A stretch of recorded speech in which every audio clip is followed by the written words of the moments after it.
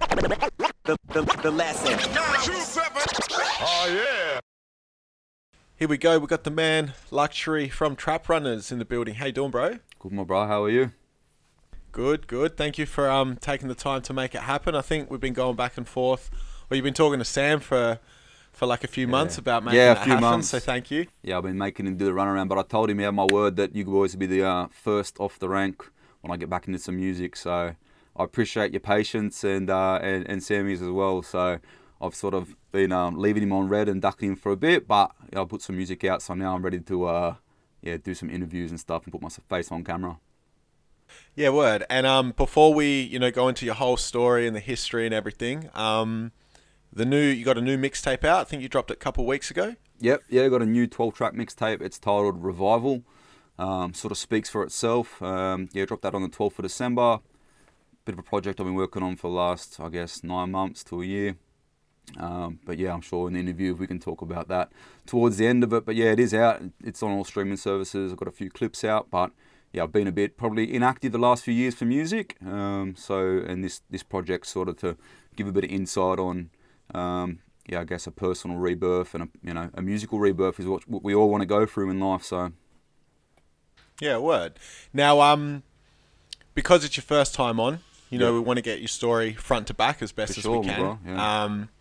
And you've been a member of one of the most, I guess in my opinion, one of the most legendary rap crews in Australia, Trap Runners.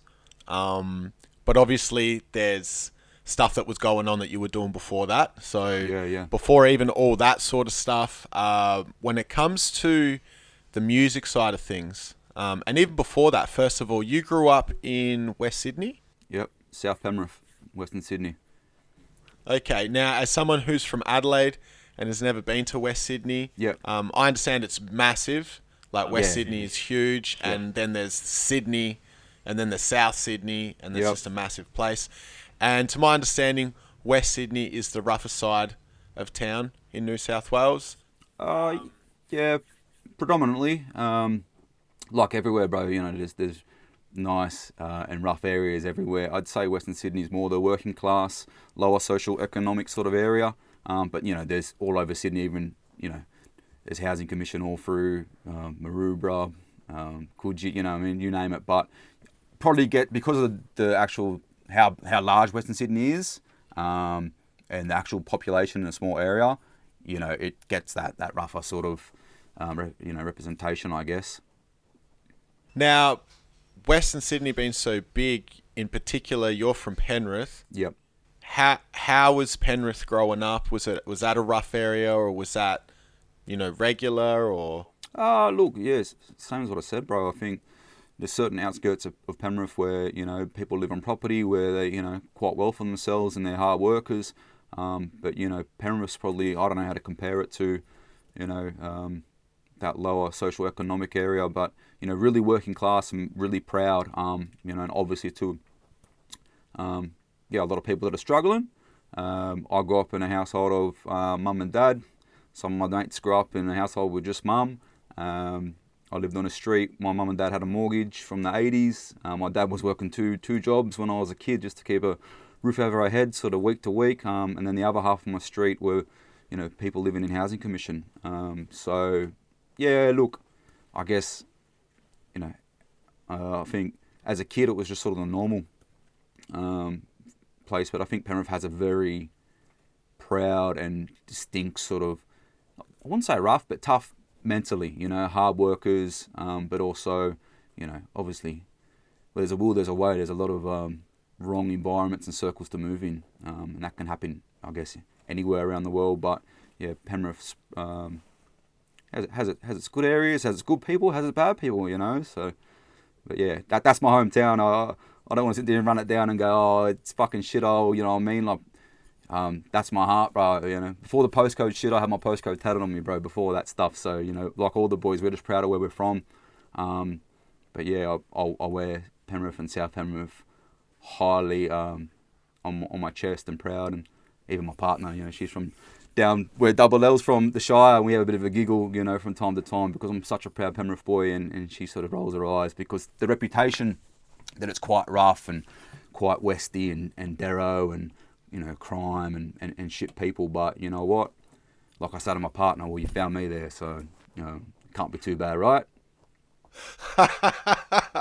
That's true that. And then I guess so, you know, you having said that and me listening to the music, and the music obviously has, you know, it's what I call street music. It's street rap. So I'm going to assume that when you were growing up, even before the music stuff, you dabbled in a bit of shit here and there. You got yourself in a bit of trouble. Did you get yourself caught up in the gangs, the crews, the drugs, that sort of thing? Keep it real with you, bro. Like I was really lucky to have a loving mum and a caring dad. I remember being a teenager and doing teenage mischief shit, but you know, just being out. I was the oldest. I've only got one little sister, so I was sort of, you know, Western Sydney, we were raised like this. You know, you go out and you bump heads and you do what you do. But you know, I remember being young and my mum ringing my phone and embarrassing me at 3 a.m. And now I look back and I go, man, how blessed was I to have a mum calling me saying, what time are you coming home? Where are you? Not knowing the mischief we're getting up to. You know, and none of my mates' phones are ringing from their mum or their parents. So look, I was probably really lucky that, and I've talked about this with a lot of people, that, you know, I had a safe place to come home. You know, we still had family issues and a lot of battles and a lot of trauma and shit there, but you know, I always had a loving mum and dad that no matter what, I could go home and they'll work their ass off to put food on the plate. They'll work their ass off to make sure I've got minimum amount of clothing on. So it wasn't probably till, I guess, yeah, I probably dabbled in just small shit, bro. You know, just whatever teenage stuff is, run the streets, and I was probably aware and exposed to a lot of stuff. Now that I'm older, I understand it through family members and people in the neighborhood that I didn't know at the time. You know, when you're a kid and you pull up and you see people that are a bit drowsy or whatever, it's not until you get a bit older that your dad's like, oh, those, you know, they're just zombies. They're just a bit tired, mate. And you know, you're at a halfway house or you're at a rehab. You know what I mean? So I witnessed a few things when I was quite young. That, yeah, now I look back on, I think, oh man, that sounds wild, but it was just normal to us. So I didn't, to this day still, people don't believe me, I didn't dabble in drugs, as in consuming drugs. There's probably a couple of reasons I didn't. I'm a sort of person that I like to have control over what's happening, even though control is quite an illusion. But I also had a close mate when I was quite young, be out for a couple of nights on the drugs and the pills. I think he might have been 13, 14, and actually had a bad trip and went to the psych ward and actually thought I was Jesus and a few things, bro. So there's a few stuff that really pushed me away, like, nah, I ain't gonna use the drugs, even though they were really accessible.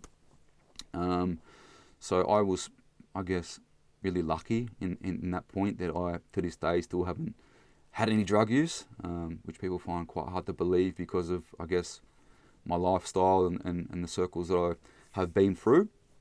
But yeah, and obviously too, I've just always wanted to be different, bro. I've always, whatever the crowd does, I've just wanted to be different. Like I've just, and if that difference is a bit weird to people, and it is what it is. So I didn't dabble in much drug use through my teenage years, and I still don't dabble in any drug use. A little bit of drinking, sort of same thing. 22, 23, I cut that out of my life. I hadn't had a drink for about 10 years because my father had a really big battle with addiction, with alcohol, which sort of pushes you one way or the other. For me, it sort of said that I didn't want to become that person. Because in my father's eyes, I seen a really strong individual man, sort of, I want to use the word give up, but life had beat him down. There wasn't access for mental health. There wasn't access, like you're talking about the 90s and 2000s. There wasn't, especially for a male that's a father in Western Sydney. You didn't talk about emotions. You just drank piss, bro. So that sort of turned me off alcohol. Got off that, and yeah, when I was 22, 23.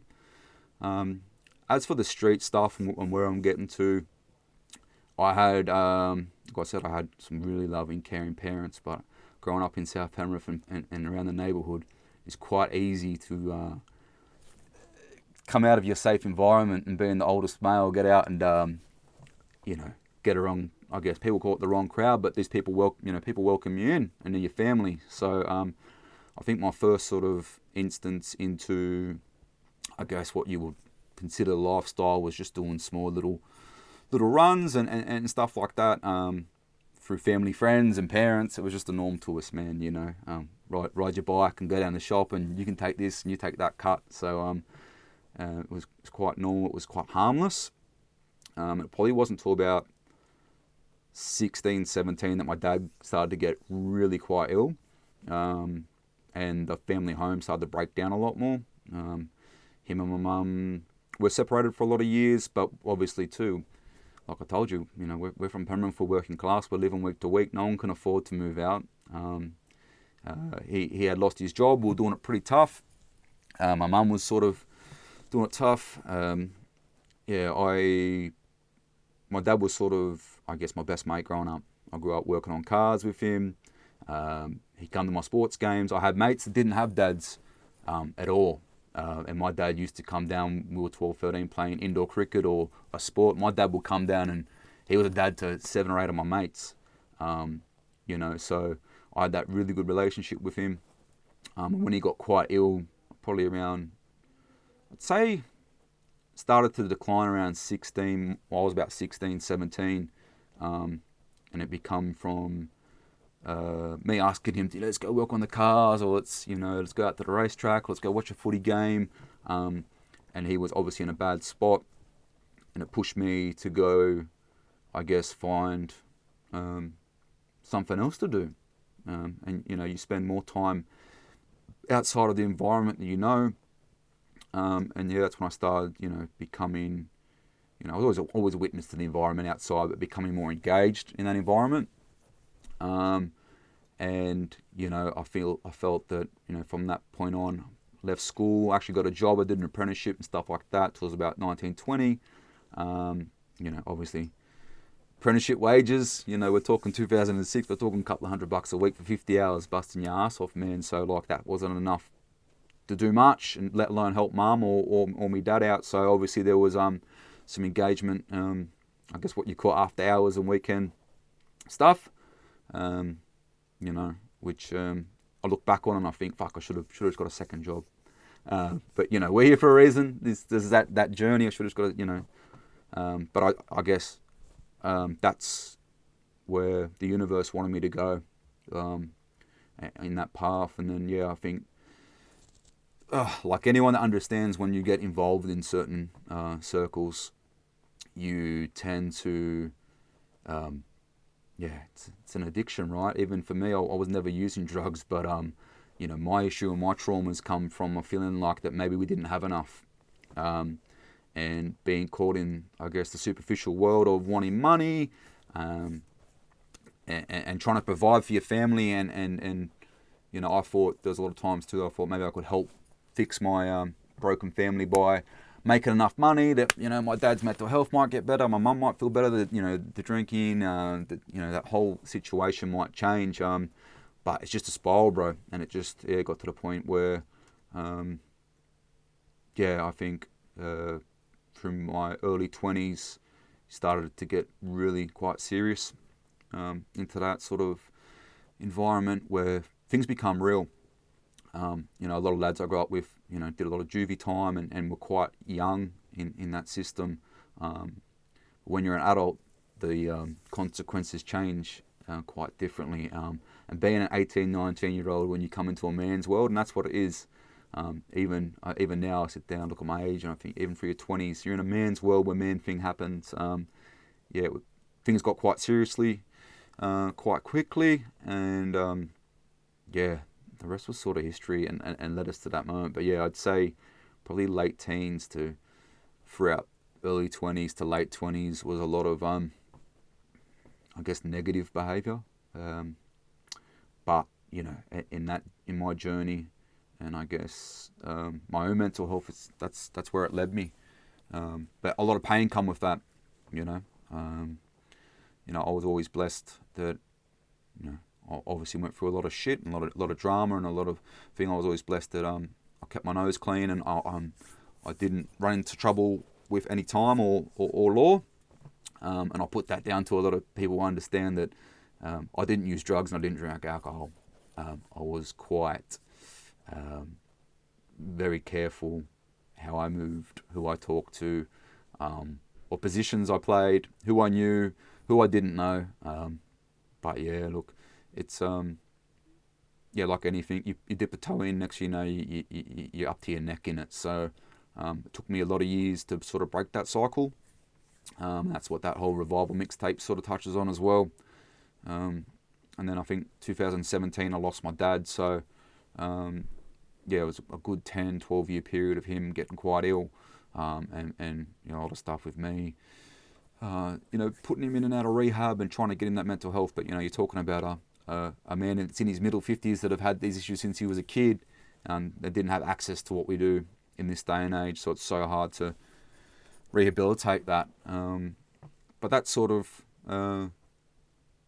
is a blessing in disguise, you know what I mean? It woke me up. It made me realise that life's really short.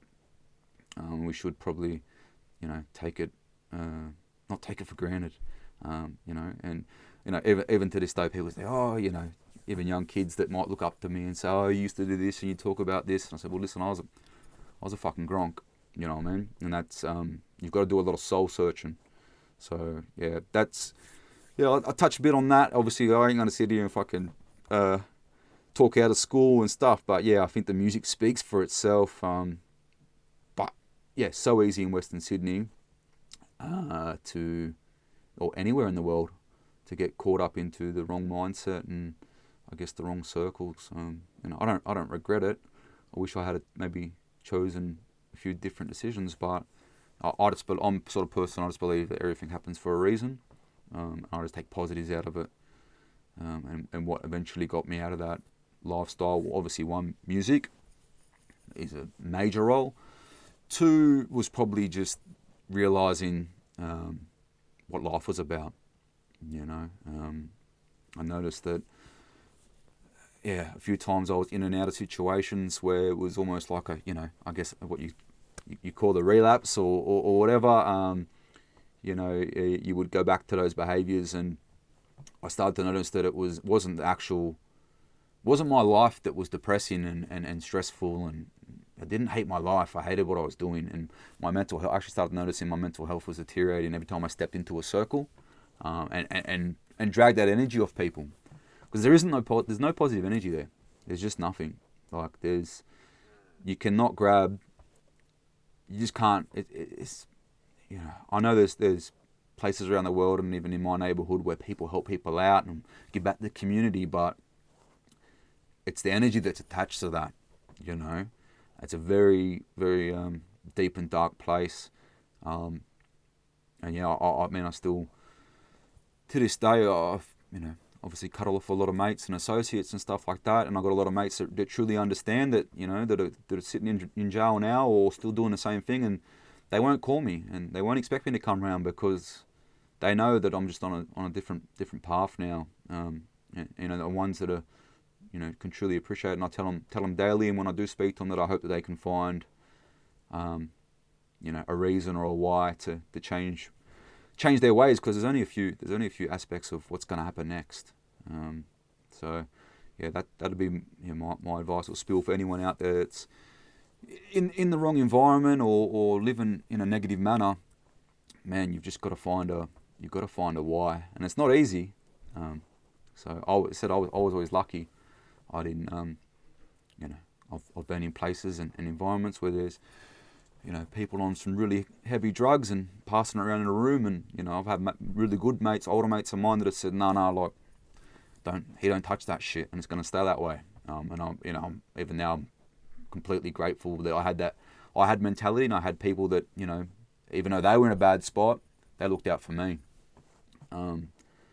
So I feel that I was lucky to grow up in that era and be involved in those environments, because it just doesn't happen these days. It's a really people think it's cool, and we egg each other on, and the drug use and the behaviours, and I'm gonna do this, I'm tough. I was really lucky, and a lot of my older mates used to say to me all the time, I was really one of the last over the wall with the whole what I was engaged in that I wasn't actually using, and I wasn't tied to that environment, and that's what a traditional earner, or whatever part of the world, hustler you want to call it, but in Sydney we call it an earner, is about. And for me, unfortunately, it was about money, and it was about, I guess, trying to fill a void in my family life and my own life. There were some good times, some good laughs, but yeah, a whole lot of pain. And even now talking about it, it's quite difficult because I wouldn't say I'm embarrassed, but I know that's not me, and I think this revival tape will speak to that when people listen to my music. And my mum and dad raised me to be a helper and help people and heal, and I've had to help myself and heal myself. So I'm in that environment. There's a lot of cold-hearted people that don't have what I have, but there's also a lot of good people that have good hearts. So I've reverted and I guess revive back to my pure self, and that's what the mixtape's about. I think that in life we have a couple of different versions of our soul. Our inner soul being our pure self, and our outer soul is what the world makes us into, or what we believe, we have to be, or we want to be. But for me, I've just come back to the point now where I'm like, you know what? I love music. I love my family. This isn't what I want. I don't want to be remembered for just, that's that guy that done that in the neighbourhood, and I want to give back and show people, because there's a lot of people in that environment that don't give a fuck and don't care, and it might have been one of my weaknesses, that I was a little bit too caring and helped the too many people out, and I got burnt. But that's just me. To this day, and forever, I'm going to help people. I'm a bit more cautious of who I help, and I can see the signals of who to put my time and energy into. But yeah, I think in life, you got to, come back to what your pure, true nature is. And my nature is to be loving, caring, help people. And obviously there's a side of that comes to protection as well. I'm still quite a defensive person, as Sam probably told you. So there's still, and revival is the tape's all based around about, going through hell and fighting some demons and coming out of it, and they say when you go through hell that if you manage to come out of it, you don't come out of it 100% yourself. There's something in you. And I believe, there's love and care in me, but there's just that little thing in there that's like, listen, like I said to everyone, if you see me on the news one day, it wasn't me. That was Lux. That wasn't Matt. You know what I mean? The good thing about being an MC is that we can, my missus and my mates will tell you I've got multiple personalities, and I like to blame them all. Not that I'm mentally unstable, but But my pure self is to be here doing interviews with you and spreading love and positivity through passion and telling my story, and hopefully, just like the artists that I grew up listening to, they saved my life, I can save a couple of lives, or give that opportunity for people. To me, that's what music's about. So, you also mentioned that I think 2017 is when your father passed away. Now, is that the thing that kind of made you put down all the street stuff, or was there a combination of things, or was there a particular incident that really made you go, you know what, that's it? No, there's never. Look, I don't think that for some people there's major incidents, where I guess people do big time, or some traumatic events might happen to them. For me, I was blessed that didn't happen to me. I think it was just to build up a lot of things. Look, my dad passed 2017. Sort of, just in and out through that period. And obviously too, like, I come up when I was raised by a lot of old dudes when it comes to, like, you're talking like, I guess what people would refer to as the streets. if I was still actively doing things and rapping about these things on records, it's a fucking no-go. I think Ice-T or someone had said it back in an interview, there's no such thing as a gangster rapper. You can't be a gangster and a rapper.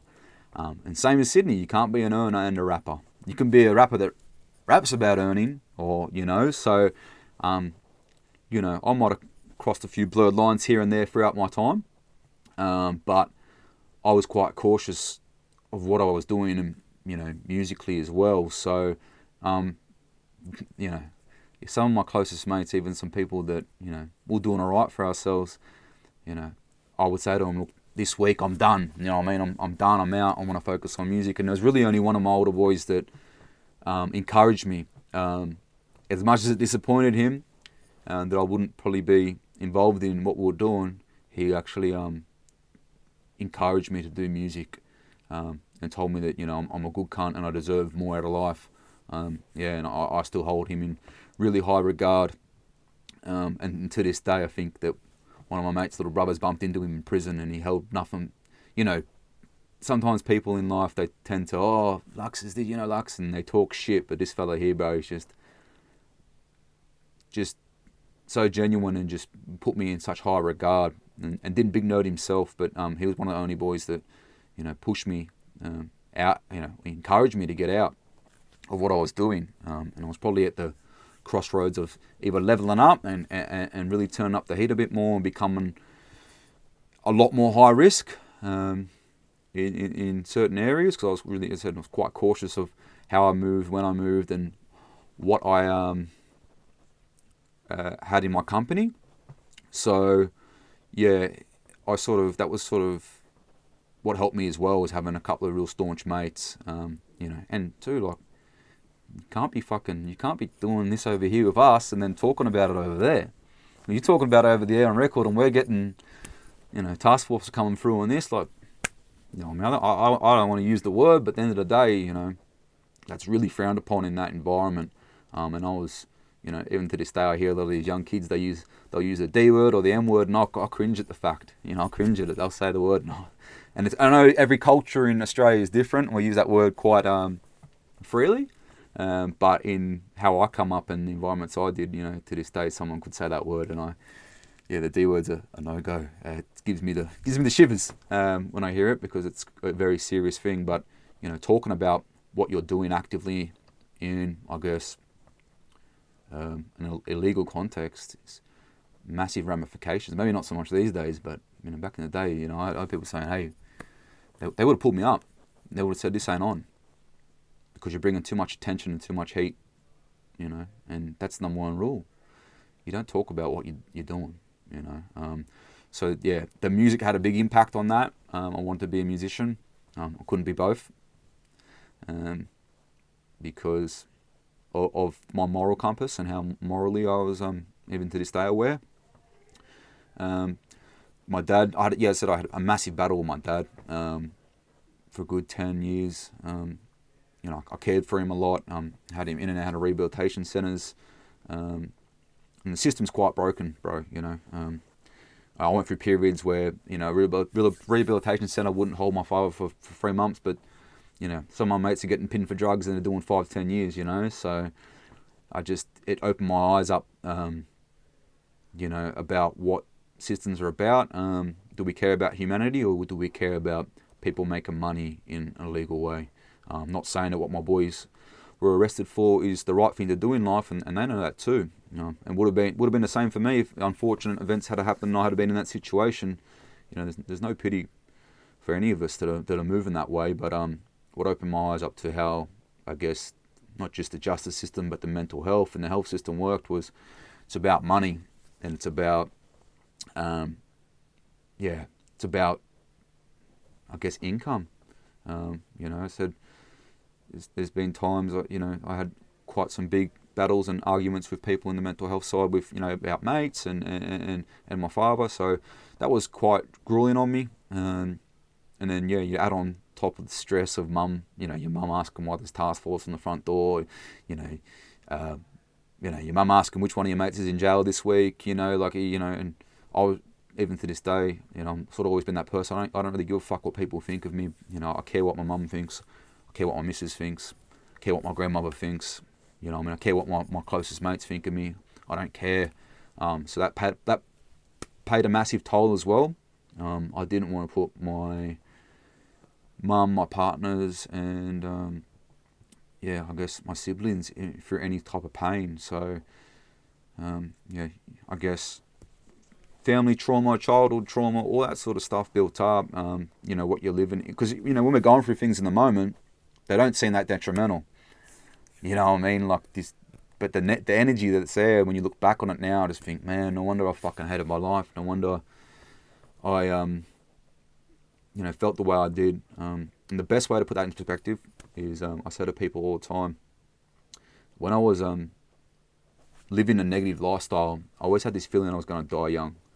Always. I wasn't, I'm not one of those, I'm going to, none of this like emo stuff of like, I'm going to die young. It was just, bro, I just had this feeling that I wasn't supposed to be here for a long time. And once I broke that mentality and got out of the environment, now like I joke with my partner and the boys, like, I feel like I'm going to live to 150. That's my mentality forever. And that's a special thing. So, same thing. I say to people all the time, when I was in that lifestyle, I felt like I was dead, right? I was dead. Who was I? I was just another fucking bum in the shower, as they say. I was just floating through life with no real purpose. And now that I've got a purpose, and I feel like I could outlive anyone. So it really throws into perspective of what sort of mindset I was in there. I didn't think I'd live to see 30, which is pretty hard to hear myself say, because I'm really happy with where I am in life now. I'm content. I guess we're all content with life and death, but when you're not really living life and you're missing out, you don't get these opportunities. And I was denying myself that opportunity when I was in that lifestyle. So I'd say, just mixture of everything, man. Mates going to jail, people in the neighbourhood dying young, people getting shot at, people getting run through, like just a whole lot of negative shit, man. And I guess we all want to fit in, right? And it becomes our demeanour and our persona. Even now people will meet me and be like, bro, you're not what I expected. And I used to get that back in the environment, in the neighbourhood with people. They meet me and, I've said in a couple of my songs back in the day, your reputation was on your name and your weight. There was no cameras. So for instance, I knew of boys in certain neighbourhoods or people or crews or whatever that were, getting money, but their name held weight. Just like, mine did and the boys did. People would meet me and they'd hear like reputation or what I do, and they'll meet me as a person and they'll just be like, man, you're not what I expected. And I think that shows, it comes back to my pure self that I'm, make some bad decisions, but deep down I've got good intentions. Sometimes we just make the wrong ones. So yeah, there was no pivotal moment. But I would say, looking back on it, 2017 March, my father passed. 2017 August, my grandfather passed, who was my mum's dad. So it was my grandmother, my mum, my sister, and then I have my pop on my dad's side, who's still around. But I sort of took on that feeling I'm the last man standing, and I got to be here. You know what I mean? I can't. I'm grateful that my sister's got my brother-in-law, who's one of the best blokes you ever meet. That I always say to him, anything ever happens to me, I know that the women in my life will be okay. But I take great pride and honour in looking after them and being that thing. And I'm a bit of a to see me show emotion or cry or anything like that is quite a rare form, because I've had to be this way. And obviously music was a way for me to open up and vent, because we didn't know how to do that. And I only really cry when I listen to music, man. I don't. My dad passed, my grandfather passed. Songs trigger me. So it tells you how deep music is emotionally for me. But I had to be that rock. If I was to lose my shit and start crying and breaking down, man, for me in my world, the world would stop. My mum and my sister, if Matt's broken, we're fucked. That was my mentality.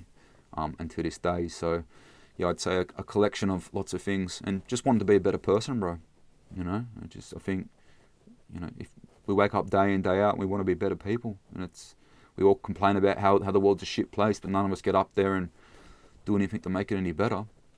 So yeah, I'd say just self-growth, yeah, losing people, just, I mean, everyone's aware before you get into that environment of what it's like, but when it's not happening to you directly, it doesn't really bother you.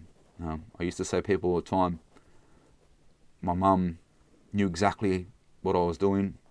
Mum used to find things in the house accidentally and whatever, and just be completely calm and aware of you know, the lifestyle that I was living, but loved me unconditionally, and my mates too. Love my mates unconditionally and everyone in my life. But you know, I become, like I used to say, she was aware, but because she wasn't part of that negative environment, when we were short or she needed some money and I come through and fixed it up, and she was only seeing the positive, no matter what negative was coming from it, it didn't affect her. I'm not saying that it didn't affect her. I'm sure, you know, she would sit there and say it did, but on the other hand, she'd say, look, I love you no matter what.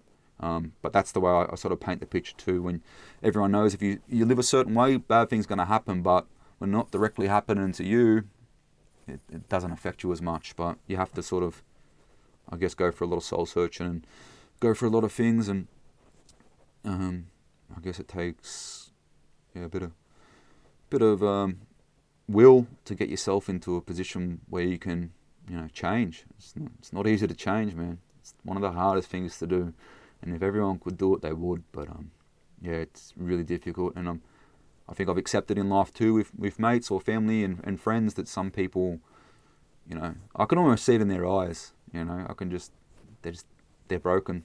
They just don't have it in them. They just don't have it in them to change. Because I know, if you spoke to Lux 10 years ago and you showed me like a movie of what I had to go through to get here, I wouldn't do it, bro. And everyone should feel the same. There's no fucking way I'm doing it. Just to get here where I am right now, with how I feel about myself, financially, whatever it is you're chasing in life, there's no fucking way. You take, you know, you show 22-year-old me, this is the next 10 years of your life for you to end up here. There's no way you're going through that shit. But yeah. And then that's just what, you know, that's just because 22-year-old me is not 32-year-old me. You know, yesterday's me is not today's me, and tomorrow's me isn't today's me. So it's yeah, I think I've just sort of accepted that not everyone is built for change. I was lucky enough. Maybe there's a few extra things that are added to it that help me along the way. But yeah, I just, you know, I think, yeah, not everyone is built to go through, you know, we're human beings. We're not built to go through all the shit that we put ourselves through or what people put us through. But to actually find it in yourself to make a difference and change. And, you know, a lot of boys and a lot of people watching this thinking, oh, fucking this, like, don't care what people think, man. You know, like, I see even now I put music out and stuff. They're like, oh, bring me some old Lux. Oh, Lux, you change, you ain't about it like that. Like, fuck, I know if I ain't about it, bro. I'm about living. You know what I mean? But we all know, Sanchez, you know, 99% of these people aren't going to come up to my face and say what they feel, because they know that there's repercussions that come with it, you know. But the 1% that would say something to my face would be some real cunts that would say respect. Do you know what I mean? I've got some really close mates that have been through much higher, I won't say ranks, but much higher and more traumatic things in that environment than me. And they respect me more than anything and more than anyone, you know, and I understand that in that environment there's people that, you know, accept you for who you are, and that's what respect is, just being yourself. You know, I was never out there to be the toughest guy or make the most money or whatever. I was just caught my ways, man. That's, I guess, why we refer to it as the trap. And we talk about the trap, you know, you're in a mental trap, you're in a physical trap, you're in an emotional trap, spiritual trap. It's up to you to get out of that. It doesn't matter where you come from. You can come from the most entitled, richest family in the world, man. Everyone's got their own trap and battle. So that's what we relate to as, you know, what I see as the trap away from the street stuff is You know, that's what the trap is to me, is breaking free of that space. One real interesting thing that you said, that you quoted Ice-T, and he said that you can't be, there's no such thing as a gangster rapper.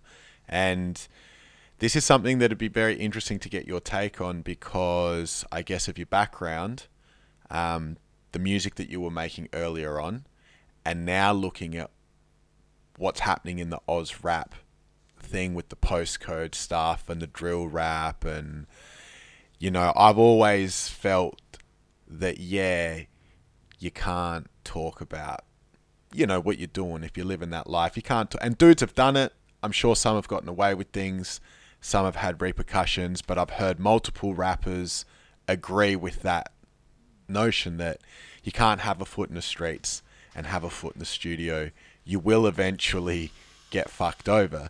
Now, that's, you know, I can gauge that that's 100% the way that you feel about that. Can you break down, I guess, what your opinion is on what's going on now in Oz rap with the whole postcode thing and the whole drill rap thing? And I always wonder, because I'm not a rapper, but I follow the game, and I just wonder, like, these dudes seem so young. Are they that stupid? Respectfully speaking, or maybe I shouldn't say that, but like, are they that unaware, or are they just lying, and that's how they get away with it? What's your take on that? I'm gonna put it to you the way I put it to someone the other day. For me personally, and a lot of the boys I grew up with, what I see a lot, and this isn't for everyone that's making music right now, but what I have noticed is hip hop, and I'll say hip hop, right, because I'm a student of the game, just like Sesk, Antar, Gravy, all us boys, right? We come up on hip hop, and that culture's been, I guess, dwindled down to rap music and drill and all that sort of shit. We use music, as what I've just explained for the last half an hour, to get out of that environment. What I'm noticing now, not all of them, but a lot of people, it's very sad, but a lot of these young kids are using music to actually engage in that environment. So, from what I see is, and it's this cool thing, right? It's cool to be this way, and it's cool that I'm going back and forth to prison, and it's cool. That's what I would see mainly, and we're all searching for an identity and a purpose and to feel good. You know what I mean? So my take would be a lot of it's misled youth or people that are trying to fit in and looking for a space to belong. And yeah, you're right, bro. A lot of them, even from our era, a lot of them are lying. A lot of people lie because, you know what, and you can't be mad at that because, you know what I mean, like I say all the time, we're not here to see who's the biggest earner, who's the toughest guy. We're fucking musicians, right? We're artists. We're here to see who makes the best music. If I wanted to be the toughest guy in the world, I wouldn't be a rapper. I'd be the toughest guy in the world. You know, like, so I think that hip hop, you know, if you look at what it started with such a positive movement and knowledge and shit, and, you know, I think that maybe definitely in Sydney for my era and being born in the 90s and coming through how we did, we use music as an escape, to vent, got into music because of pain, to escape that environment. And it was a way out for us, to get away from it. Not just like, oh, it's going to make us millions and get us out, you know what I mean? More just like, for me it was, well, do I spend from 10 p.m. to 6 a.m. out in the streets doing what I'm doing, or do I spend it in the studio making a beat or writing a rhyme? You tell me where you'd rather be. Where would my family rather me be? And I think with the kids these days, and young, I guess we'll call them young adults, they just want to fit in, and it's cool. And it's what's cool, it's what's hot right now. You know, like I was saying to Joseph before, we couldn't pay someone money to film us 5-10 years ago. Who's going to come out to Western Sydney and hold a camera for a bunch of gutter rappers that aren't, you know what I mean? One, they're intimidated without knowing us. Two, what do they get out of it? Bit of money, but they want to put their name on it? No fucking way. Now people are jumping at it because it's pop culture. and this is what hip hop brings. That would be my take. As for the postcode stuff, I know with Sydney, like I said, but I got my postcode tatted on me, man. So does Sask. Sure, Enter does. I'm sure Gravy. Like we all do. Sure, even Merksy does in Melbourne. And I think maybe it's come over from, I guess, the UK drill stuff. You look at Chicago, in America with that sort of gang culture. In Sydney, Australia, you probably wouldn't have postcodes. Obviously with Underworld and stuff, there's a lot of groups and individuals and clubs and stuff like that, which you would, I guess, entitle as gang wars, stuff like that. But look, to be honest, even when I was younger, you go out, for instance, I'm Penrith boy, so we used to go out and you go to a party, you'd be in St Mary's and some Mountie boys will rock up, and we're both, 27 district, but hey, where you from? I'm from Penrith, I'm from Mountie, boom, you crack on. It was just, and then there was unfortunate events where people will get stabbed and shit, but there was no social media or phones to I guess, encourage it, and taunt people and all that sort of stuff. And I feel like we're probably the last era to sort of, I guess, use music as an escape, and people are sort of using that to try and fit in. Oh, I'm a rapper, you've got to rap about drill, you've got to rap about being from the streets. Like, nah. Hip-hop started they don't know this, hip-hop started as a positive movement. You're talking Public Enemy, you're talking KRS-One, you're talking, like, people forget the fifth element of hip-hop's knowledge. So for me, music was, and hip-hop was, wait a minute, fuck, I wish I'd studied in school more, because I'm a smart dude. And anyone that comes from hip-hop culture, if you look at 50 Cent, Jay-Z, all these major guys, man, they're fucking intelligent beings, right? You know what I mean? And another one too, even in Sydney, you look at Spanian, fucking smart dude, bro. Fucking highly, it's funny because, you watch him, people, I laugh because I'm like, fuck, he's a smart man. He knows what he's doing, you know what I mean? Because I'm from the environment. I know what he's talking about, but, I'd say, people like him and ourselves, they come from, I guess that environment and street environment, but we're ones that survive, we're smart, we actually understand hip-hop culture, and unfortunately the drill music and all that stuff's gone so far into blowing up, and I'm a rapper, and people just want to fit in, and it's quite sad with all this violence and nonsense that happens, but, it's been happening for years, bro. I honestly think, from my point of view, I feel like I speak probably maybe because there's a lot of infrastructure and a lot of money, and the government spent some money out in Western Sydney the last 5-10 years. I feel like, but in saying that, I'm not involved as much in the environment, but I feel like that the energy has become a bit more positive, especially in Penrith. And, you look at the NRL team, the 1-4 boys killing it, fucking Bam Bam in the UFC. Pat Cummins is the Australian cricket captain. Like, we've got a really good aura out here in Western Sydney, for Penrith, Mount Druitt, Blacktown Borough. I feel like that the environment's improved.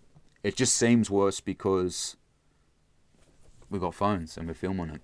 And you hear about it constantly. As I said, we didn't know faces back in the day. You just heard people's names and knew their reputation. But I feel like that what's happened with the drill stuff, which has its positives and negatives, like for me, someone that I can recreate myself as an artist, I go down the neighbourhood now and be like, oh, you listen to this person? I'm like, bro, like, I'll put them boys on their first show. These boys look up to me, you know what I mean? They're like, oh, you rap? I'm like, so for me, you can either get dirty about it and be like, oh, we set the foundation. For me, I'm grateful that I might be able to make a record that might save a kid's life in fucking somewhere in Australia that wouldn't have heard of me before the drill music scene. So I think the next 5-10 years, I think it's beautiful to see that the positive growth. Obviously, there's a lot of negative shit, and everyone's to blame, right? Everyone like myself, people now speaking about it, rapping. We've all got to hold some type of accordance or responsibility to with great power comes great responsibility. And if you're going to get on a track and you're going to talk about certain things, you've got to be accountable for that shit. So I can't, from my perspective, I can't sit there and be mad at these kids about, what they're talking about, because what I was talking about a couple of years back probably wasn't in the right space. But the difference being, I feel like the pointless violence is really different. Even too, you look back on a couple of the really old Aussie crims and shit. I think I watched a podcast on a guy named Graham Henry, and he's talking around with Nettie Smith and that, and he was talking life wasn't about being a tough guy, you know, it was about making money. And for me, that's really resembled, because anyone that knows me personally, I'm not sort of person to be a tough guy and fucking get away. And you know, I've obviously got a demeanor about me because that's what we build as our form of protection, right? We have to be able to handle ourselves if you're involved in certain things. But I feel like my music was about, if there was violence involved with it, it come with that environment of earning or money making. Where now I feel like, yeah, I sit there, I scratch my head, man, because I'm like, fuck, like, you boys aren't getting any money, like, what you don't make any money doing that. And shout out to all my brothers that write and stuff like that too. But like, even back in the day, like, you know, graffiti's a massive part of hip hop culture, and all my mates write, like, bro, like, even these days fans are like, bro, sign this, bro. Whoever gave me my pen license as a kid in Penrith, they must have been high on something, because I can't write, but I have to type letters to the boys when they're in jail. Like, I'm bad. So when I was young and the boys were like, come out for a graph, I was shit, right? Oh, fuck. But the main thing for me was that I wasn't drawn to it, because, well, one, I was shit at it. Two, they're like, oh, just go be a lookout. I'm like, well, we ain't making any fucking money. So it was hard for me to understand graffiti writing. One, because I would never be good enough to make any money from it. I understand, you know, the rush aspects and stuff like that and the adrenaline, but I was sitting there going, well, hang on a minute. These lads over here are getting money, and you're over there fucking snatching shirts, and you know what I mean? For what? So it's really different, you know, and that's, as I said, fucking shout out to all the boys that you know, are part of that culture. But for me, I never had that. So I guess, you know, same with the I guess drill music and the violence. It's like, well, what for? What's the motive behind the violence? And I know the 1-4 boys, you know, personally. I put them on their first show. I knew Selly since he was 16. Actually got put onto him by a friend of mine, Rochelle, who was working with him in juvie justice when he was getting in a bit of trouble. And I met him, and we talked about, you know, rap, and realised he was a student of hip hop and he loved Big L and stuff. So I worked with him, and those boys, you know, I mean, they're good people, just like myself. They've made a few bad choices in life, you know, and it's sort of spiraled from what they started. But their timing was perfect, man. You know, I sort of, you know, put them on a show and pushed them towards How Triple J, and I think they got a manager, this Rick fella, and, you know, opened up doors from in the industry. You know, I couldn't do that for them. I didn't have connections in the music industry. I had connections that wasn't going to lead them down the right path. So, yeah, I sort of sit back and go, oh, fuck, man, like, I'm really happy that, you know, the boys have made it. Have they opened up a can of worms in music? Potentially, yes. But you know what? Bruh, you know, one thing I say about them boys, man, I walk out here right now and they treat me the same way when I first met them. You know, the fame and the what they're doing, how much they're killing it, and they're grateful and thankful. And I say to them every time I see them, like, bro, you did exactly, I'll give you an opportunity and you ran with it, you know?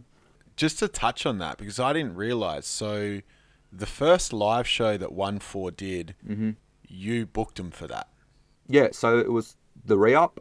Me and Sess put that on under our touring company called Out the Trap Entertainment. Yeah, that was the first and one of the only shows they got to do. Yeah, I said I met Selly when he was 16. You know, he was hanging around, doing a bit of music. Yeah, just quickly on how it all sort of come together. You know, the boys, I think 2016, 17, they were doing a bit of music. And like everything, we put a bit of music out, you know, you get a bit of response from the things, it doesn't sort of kick off. And then Selly, we become really good mates. Actually spoke to his mum the other week. He's probably home in July this year because he's doing a bit of a stint. But he started hanging around a bit. I helped him out. He actually moved to Queensland for a bit because he's getting a bit of strife down here. And he was the pinnacle. You ask the boys, you know, they're saying in an interview who started at Selly. He was the one that loved the music. And then me and Sesko and Enter and the boys, we did a gig up in Brisbane, and I told Sally, I said, come through. I think this was like early 2018, like January. And he was like, oh, I want to get into music again, you know. And I gave him an ultimatum. I said, look, bro, you want to come do music? You move back down to the neighbourhood, back to Mountie or Kingswood, wherever you're staying. You get a job, we do music. You know what I mean? Because in that point in my life, I'm not saying come down and fucking do the same mischief you've been doing and make music. I want you to make an effort and be a musician. I don't want you to be out there in the neighbourhood. And he did that, to his credit, come down. And then, yeah, I think we started filming. He had a song called Want the Money that he did on a instrumental that he got off YouTube. We recorded it up, and then I think the boys heard it, and I think the boys got wind that I put him onto How at Triple J, and he got on the radio, and we started doing a film clip. And then at this time, I think it was Spenny, Lex, YP wasn't rapping at this time. I think he was just sort of freestyling. The boys were trying to introduce him into rapping. I think James was incarcerated. But yeah, I met them boys around that 2017-18 era, and obviously, you know, they're from Mount Druitt. It's the next suburb over from Penrith, man. You know, I wanted to help them out. Doesn't really matter where you're from. They could have been from anywhere. You know, they're good people. I wanted to help them out. Yeah, and they started doing some music. He come back down, helped him out, and then I think we done the first show. They performed. Unfortunately, Silly got locked up at that time. He didn't get to come perform. But I think it was JM, Spenny. James had not long just got out. JM, Spenny, Lex and YP and a couple of boys. And they come down, they put on a show bar and they killed it, man. And they were all so nervous too, you know, like we all are when you're doing the thing. But yeah, and then after that, bro, they just, you know what I mean? They just took off, and it was just perfect timing. I remember Sally used to show me all that UK drill and stuff, and I'd be like, what the fuck is this shit, bro? I listen to G-Unit, I listen to fucking Scarface, I listen, you know what I mean? I come from hip-hop, so I couldn't really get into that UK drill, but those boys, man, they loved it, right? And fucking now look at it, and it just snowballed. So yeah. And what do you, like, as someone who, you know, I guess was there through the early conception of ONEFOUR and them coming up, and now seeing where they've taken it to in only a matter of a few years. Yep. How has it been for you seeing that progress for them, and what do you think is the thing about them that made them so big? One, the progress, man. I just love watching it, you know what I mean? Like, I go to JD in Mountie and I fucking see the boys on the billboards and shit. I just think, man, that's to think like that wasn't gonna happen 5-10 years ago. Australian rap, like 5-10 years ago, if you listen to Aussie rap or gutter rap, Australian street rap, you were Gronk, right? No one liked, it's fucking trash, you know what I mean? There's a small minority, you know, not dissing the fans that love it, because, you know, I appreciate all my fans, but the main conception around it was if you listen to Australian street gutter rap or street music, it was, you know what I mean? Where now it's like if you listen to American rap or UK rap, you're the Gronk. You should be listening to fucking local homegrown shit. So it's you know, I think it's beautiful, man. Yeah, fucking, as I said, I've helped a lot of people out, you know what I mean, out of, you know, just because for the love of music, man, and people, and I've had a lot of cunts that get up and get a little bit of fame when they're, you know, not directly to me, but they had some issues with, you know, other people around, and, you know, I guess the fame and the ego goes to their head a bit, and like to run their mouth and thinking that they're, you know, never been anybody. But man, them ONEFOUR boys, I'm telling you right now, like, they're the same as when I met them to now, and it's always love. So yeah, I've seen that they've done a little pop-up gig the other month when Samoa was in the World Cup final, and it was just, I replied to Spenny, I said, that's beautiful to see, bro, that you've got an opportunity, you know, to perform in front of your culture, you know what I mean? It's really sad what the New South Wales police and everyone are doing by blackballing, not just them, other people in Sydney now. You know, like, this is the thing that's fucked up, because you're saying, obviously we all know there's some safety concerns and some risk concerns around that, but, you know, why isn't the government, or, you know, these so-called people that want to help, putting things in place to, you know, de-escalate the risk? Because if you're telling young kids, right, that ONEFOUR can't do a show because of the risk involved and, you know, the violence around it, you're pretty much telling the kid that's living the wrong way, committing crime, that there's no option for you in music because you can't perform. And this is what burns me, right?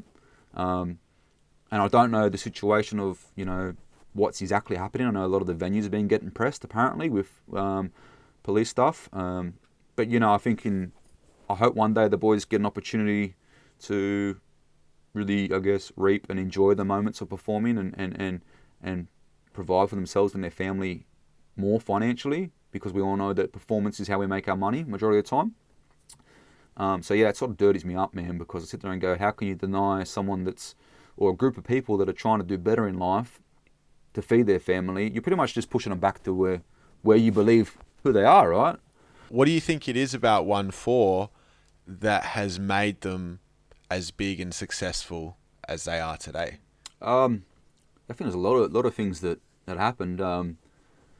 You know, even with Selly, and he started, when I met him in his early days, he started listening to me and the boys' music, and, you know, his eyes sort of lit up. You know, I mean, I think, you know, young kid growing up in Bidwell, he listened to our music and he said, holy shit, like, you know, he's just talking about the struggles that I went through.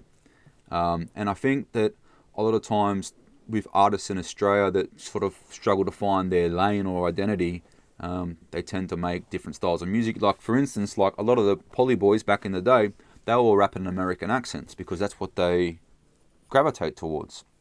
And you actually hear it in their music, it changes. It's changed the accents. A lot of people have adapted the, I guess, Aussie. Because I guess a lot of their street music will come from America. Now, the accent shit don't bother me, because what matters to me is I don't care if you're rapping in an accent, just talk about Australian culture.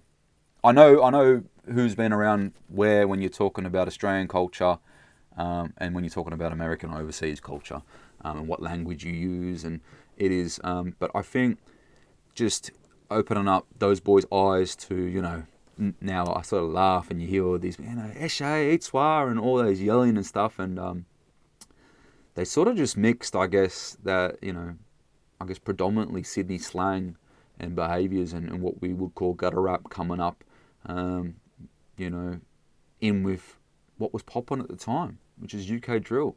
Look, when you got the world's biggest artist, Drake, rapping on drill beats and talking like a guy from London, you sort of know where to go, right? If you want to make bank, you should be following that fucking style. So I think it was just perfect timing. Like, honestly, I just think it was perfect timing.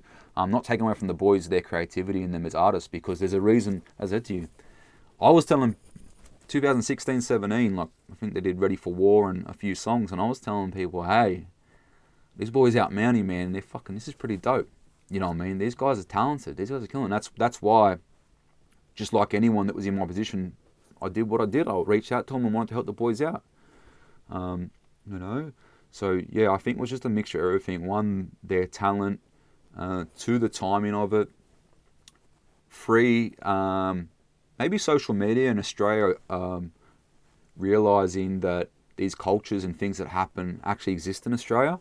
You know, there's a lot of times back in the day that, you know, I guess what we talk about, such a small percentage of Australia, they're like, oh, that shit doesn't happen in Australia. Just, you know, where now we got phones and we see things and we hear things in the news. I feel like that Australia actually accepted the fact that this shit's happening. You know what I mean? What these boys are talking about, like, you know what I mean? These places and environments they're talking about are real things, you know?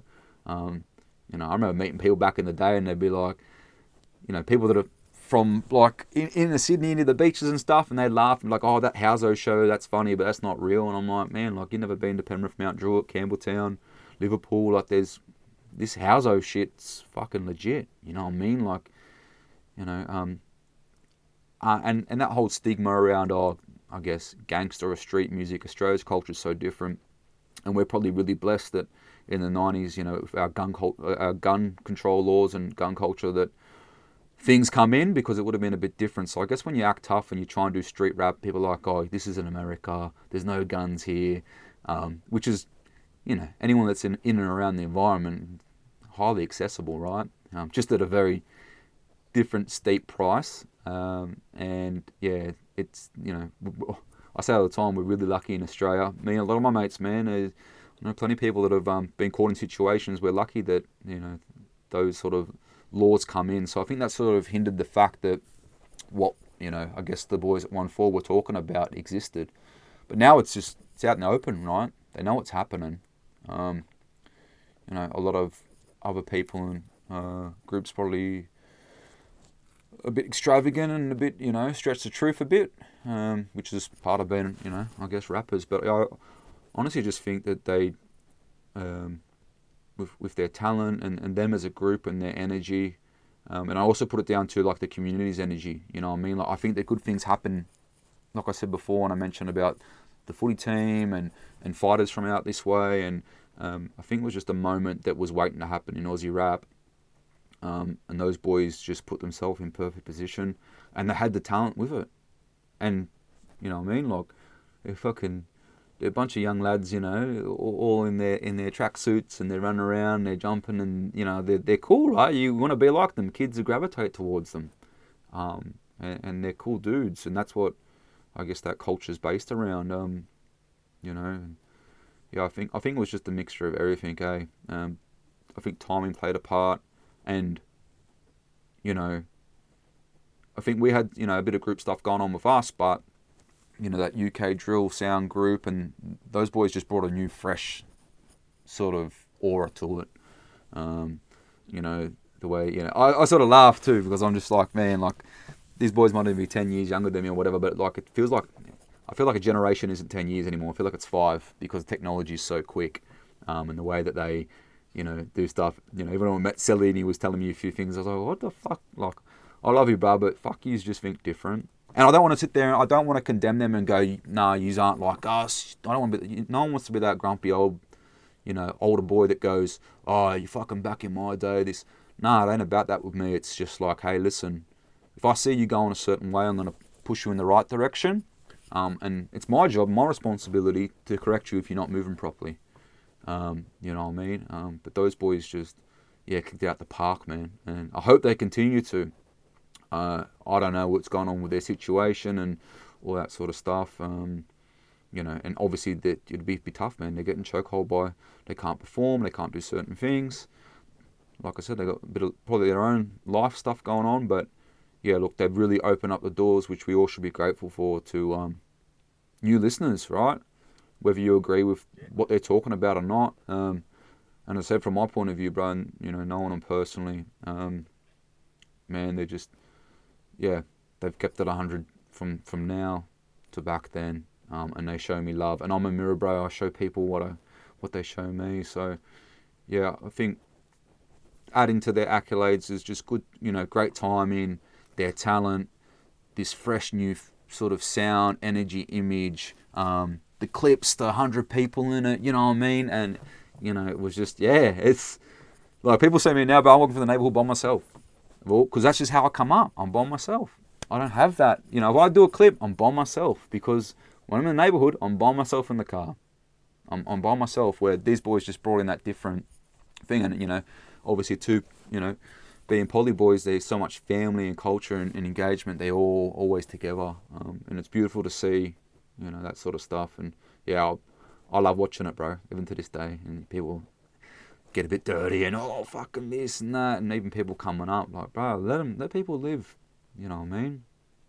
Trap runners, which, you've been a significant part of.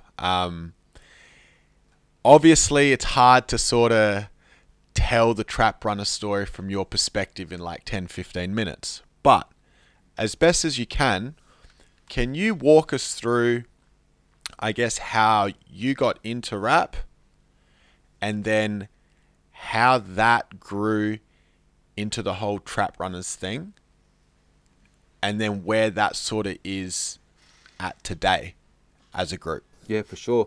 What I said before, bro, I think, me getting into rap was just a vent, you know what I mean? And I think with the boys, and they'll agree with this too, is that, we were in an environment or around people that I didn't know anyone, bro, that was rapping. I didn't know anyone that could record. I didn't know anyone that could do anything. So I sort of just grabbed my own stuff and started getting into it. And this is my passion. This is what I want to do. I love making music. I want to give back to people and help change their life, like music. The artists that I listen to changed my life and inspired me. So, yeah, that's probably how I got into it. Was just the whole, I guess, a way of venting and expressing our emotions. Because back then it wasn't normal to do as a male, and especially not in Western Sydney, in Penrith and Mount Druitt and Blacktown, bro. That's the last thing you do. Show emotion. What does Get Rich or Die Trying say? Love will get you killed. You know what I mean? It's the same as showing emotion. So, but now it's like a man that's vulnerable and puts it out there for the world to see. That's bravery. You know what I mean? It helps people. I get people, the toughest guys you ever meet, saying this song saved my life. So that's what got me into it. As for the group stuff, it's sort of to break it down quite quickly. I didn't know anyone. I'm from Penrith. Cesc is from Blacktown. Enter's from Hurstville. Merksy's from Melbourne. And then even Gravy was around that area. He's from Liverpool in Sydney as well. I was thinking about this before, about how it all happened, and I actually was out one night up in Gosford in the Central Coast, me and the boys, and Savage was performing at this place. I was like, I want to go through and see Savage, bro. I'm talking like I'm 12 years old, whatever it was, playing Swing on the phone in the back of the bus. I want to see Savage, right? And I pulled up to this gig, and there was a guy supporting him by the name of Petty Cash. And he was a guy from, I don't know where he's originally from, but he was, based around Richmond, Windsor, Western Sydney in the day. And his manager or producer at the time was a guy called Victor from Druitt Empire, based in Mount Druitt. We started, chopping it up, getting talking. I was speaking to Vic, and I said, look, I'm from Penrith Bar, you know what I mean? I'm just up here for a weekend. I seen Savages playing. I thought I'd come check it out. We just exchanged numbers. This was probably like 2011, 12. We started talking, and at the time, he was just starting to record Cesc. And through the relationship I got with Vic, just, obviously I wasn't focused on music at that time, but every now and then I'd pop through at Mountie and stop in and see him and see what was happening. And I met Cesc through him. That probably would have been like 2012, 2013. And yeah, from the jump, bro, me and Cesc we just kicked it off, you know what I mean? We're both the same person. Obviously music's what brought us together. But outside of music, same with all the boys. It wasn't just music that brought us together. We become like a family and mateship and brotherhood and stuff. So I met Cesc then, and then obviously Cesc, through the Hustle Hard era, I had connections with Enter. And the Sydney Searcher days, Cesc was always cool with Skis and Sky High and Enter. And, I think it must have been 2014, 15, I started to, make a few songs with Cesc, and we were kicking it off. And I think him and Enter had done a track together, and Enter sort of asked about me and stuff like that. And Cesc said, yeah, he's legit, you know what I mean? He's one of the boys. And at this time, I think Enter was trying, like we all do, to get an album done, which was end up being Southside Story. And I think he was just sort of struggling to get it all put together. And I think Seth sort of said to him, hey, hit Lux up. Lux raps, but he also produces, and he's really good, in putting a project together or helping you, get the wheels in motion. Seth introduced me to Enter. And I think around that time, Enter had gone down to Melbourne and met Merks. And originally, I think Merks and a few of his mates started the Trap Runners label down there, and were rapping. And then obviously, I met Merks through Enter. And yeah, look, we were making music, but we also built a bond of, mateship, man, you know what I mean? And went through a lot of shit together as well. So we started putting a lot of music out. Merks was living in Sydney for a fair time. Merks was actually living with my brother for a while there. We all just started making music, and then, people started popping in and around, and Gravy and stuff like that, we were floating around. And I think Sess mentioned on your interview, we never really had that conversation of like, hey, we're going to be a group. You know what I mean? We just sort of were like making music. So I think Merks and Enter sort of kicked that whole Trap Runner thing off. And then I think we just had that chemistry on a track together, all of us. We started making stuff, and obviously we become good mates and friends, and spending more time with each other. We started, wanted to write more music. So yeah, and it sort of just snowballed into that. What I did notice, but too, and this, as I said, the boys last few years, like I spent a lot of time and a lot of energy recording and filming the boys, and I used to tell the boys all the time, it's all right for them, they come in, drop a 16 and go home, bro. I'm sitting there like we couldn't pay anyone, we didn't know anyone. I'm mixing and mastering things myself. I'm recording the boys, so I really didn't. I feel like I didn't get to put my energy into my music as much. I've now sort of stepped back from that role.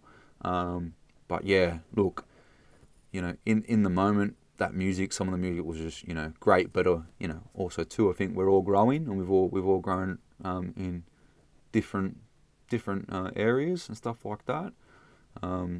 But yeah, I look back on it, man, and some of the gigs we had and shit like that, and just the laughs and the journey. But to be like, a couple of different lads from different areas, music all brought us together, and that was the bottom line. But there was a lot of things that, happened in everyone's personal life. Anta got cancer. We lost our parents. People going to jail. So there was no real consistency in that, and we never sat down like a professional group and said, this is what we're going to do. We just want to make music.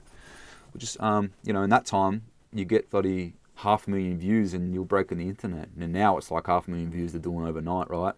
So, and obviously like Enter and Sesk already had a really well-established sort of career, much before me. That's why, people sort of look at me like, oh, OG, this, that. Like, but honestly, I really wasn't around, and I don't think I put enough content out to be labelled that way. I was around, but my energy was in a different space, like I told you before. So for me, moving forward from this point, I feel like the next 5-10 years for my personal music is probably what I want to set as my legacy. But be around them boys in that time period. You probably won't realize how great it was or how cool it was at that point and how influential it was. I would be here all day if I told you how many artists that are much more established than me right now have reached out to me beforehand, sent me their raps, asked for help. I did it out of love, bro, because that's what hip hop's about. And boys all over the country, doesn't matter where you're from or what it was, and however people wanted to act after that, that's on them, bro. They got to live with it, not me. But yeah, it was a great period, of fun, but obviously too, everyone's sort of asking where we're all at now, and what's happening. And I'll tell you the best way to explain this, because I've been thinking about how not to hurt the boys' feelings. In that period, even now, everyone's got family. We were a dysfunctional family, and that's how it works. I'd be lying if I say I wasn't hurt by a few things. Not directed at me, I'm cool with all the boys. A few of the boys have had periods of not talking and button heads, but that's what happens when you grab 4 or 5 boys that have come through so much trauma and pain and shit, man. What do you expect's gonna happen? So I'd be lying if I said, it's been some situations where it hurt me, because I did put a lot of, just like the boys did, they put a lot of energy and time, but I put a lot of energy, a lot of hours, a lot of time, and a lot of peace talks. And I just, I felt like, there's an old saying that I sort of live by, you sort of, how long do you water a flower before you realise it's dead? And that's what I got at a point a couple of years back with the boys. We all still talk daily, weekly, whenever. It's love, man. They know that. But I've just told them, hey, listen, I'm doing me for a bit, because I didn't get an opportunity to do me, and they should do them. And they're all doing what they should do. We've all got families. We've all got, work. We've all got other things, and we're all doing our own music. Not saying that we might not all link up and do a song together. There's definitely going to be times when we do songs with the boys. But as for the group stuff, I just feel like, there was too much fucking shit, bro. Like, honestly, that's it. Like, everyone's got a family, right? I'm sure you, bro, there's people in your family that don't talk, and bro, we come from a lot of hurt. We come from a lot of fucking hurt. So to match all that energy together and think that it's just going to be smooth, just doesn't happen. And I can tell you right now, every group in Australia will be the same. But yeah, look, all the boys, none of us hate each other or something like that. We're just, everyone's got mouths to feed and certain things, and I think we're all to the point where we're growing, and we're growing individually too. Yeah, that's where I'm at, really. When you look at when you look at any big successful groups from American hip hop, you look at your Tribe Called Quest, you look at your Wu-Tangs, you look at your Gang Starrs, your Mobb Deeps, you almost start to realize, like, at some point they don't get along for a while. It's the nature of it, right? Just the nature, bro. Same thing. My favorite rap group's G Unit. And they break up, right? So now what I noticed is when the dust settles and they talk about it years down the line, the thing that I notice the most is that it's usually a breakdown due to money, women, and ego, right? Hey, I guess my question for you is, in your honest opinion, how much do you think those three things played a part in, say, you guys going your separate ways, or was it none of that at all? It definitely wasn't women, I'll tell you that much, because we all fucking loved up, you know what I mean? But that didn't. I guess it's different in America with all their culture. You know, they just chuckle themselves. You know, the money really wasn't there, bro.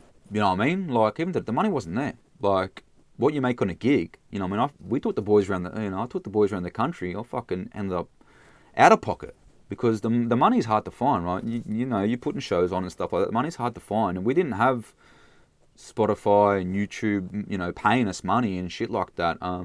So I wouldn't say it's the money. Look, I think in the back of everyone's head, there's always a little bit of, well, hang on a minute. This person over here's getting a bit of this, and this person's getting a bit of that. We should all get, you know what I mean? And as I said, bro, we've all got families to feed. If there's 4 of us and there's 5 or 10 people in each ear, that's 50 people with different intentions. Ego plays a part in everything, right? Ego's what gives us, you know, if I wasn't egotistic, I wouldn't be a rapper. Why do you think I tell the boys when I jump on a track, I smoke all of you? Do you know what I mean? And they say the same thing. That's confidence. I think, yeah, look, not from my part. You know, a few of the boys, maybe ego gets in the way. But that's, you know, sometimes our confidence, our ego blows our lines.